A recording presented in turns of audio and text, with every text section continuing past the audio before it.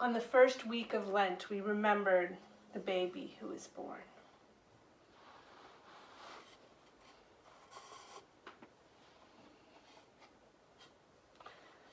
And on the second week, how the boy Jesus grew up. And when he was an older boy, when he was 12, how he went to the temple in Jerusalem with his family. And when they left, he stayed. They thought he was lost, but there he was, talking with the teachers and listening to them. Kitty, I need to put this here, please. There you go.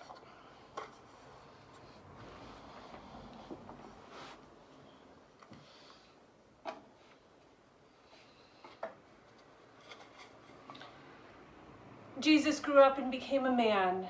And when he was about 30 years old, he was baptized by his cousin John in the Jordan River. And people say they saw something like a dove coming out of heaven and something like a voice saying, "This is my son, my beloved."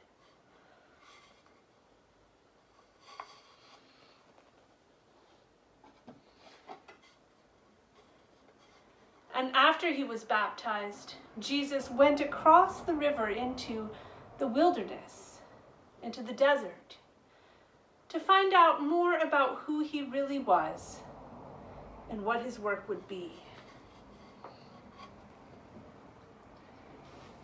His work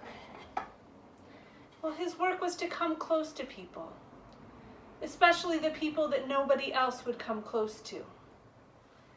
He's come so close to this person that he's touching his eyes. When people came close to Jesus, they became well. Jesus' work was also to tell parables, and finally he knew that he had to become a parable, and so he turned toward Jerusalem for the last time.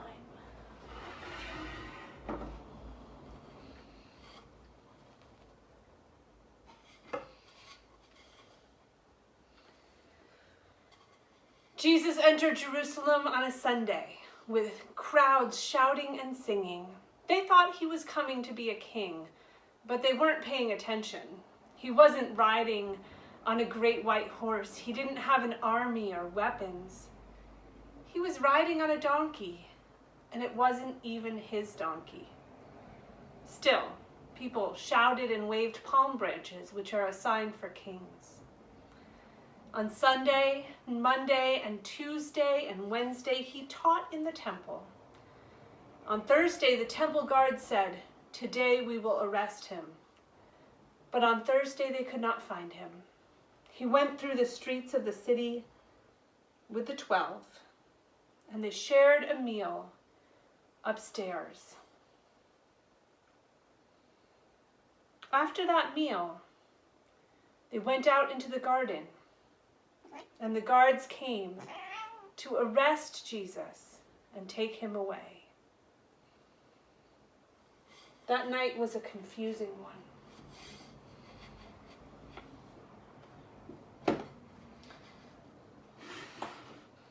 The next day, they took Jesus out of the city and crucified him.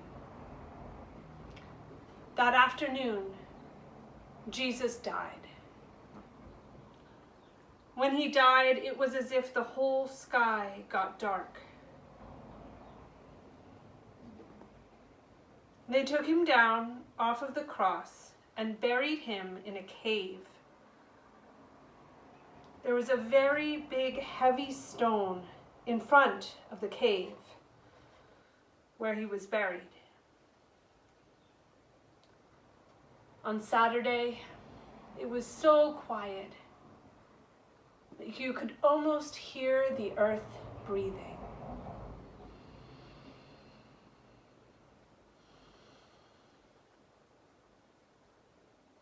On Sunday morning, it was the women who had the courage to go to the cave where he was buried.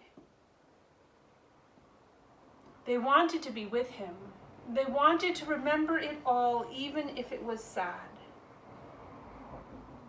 When they got there, they found that the stone had been rolled away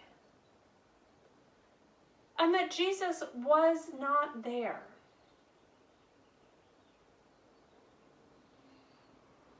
Later, some people said it was as if they met him when they shared a meal together. Jesus had died on the cross, but somehow he was still with them, especially in the bread and the cup. This is an amazing mystery. And so, the colors change. This purple, this color of sad and seriousness, becomes the color of pure celebration. When you see this side, you know that this side is there too. And when you see this side, you know that this side is there too. And they're connected. And you couldn't take them apart even if you tried. This is full of mystery. This is the mystery of Easter.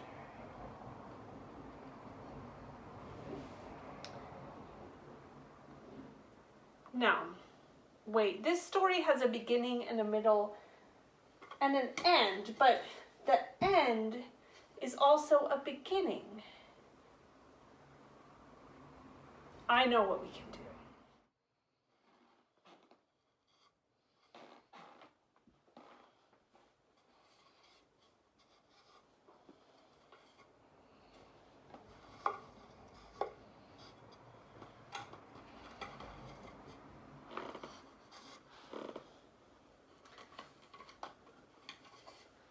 Look.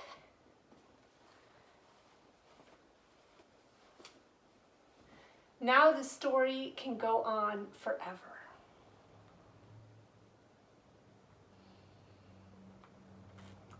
I wonder if there is anything you can bring that could help us tell part of this story.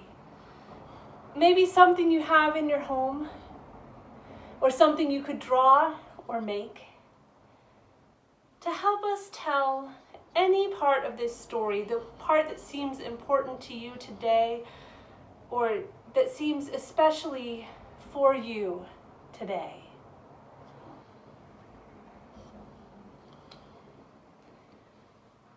Is that part especially for you today, Groot? Maybe this part is especially for you. I don't know what you will bring or do, only you know. Happy Easter.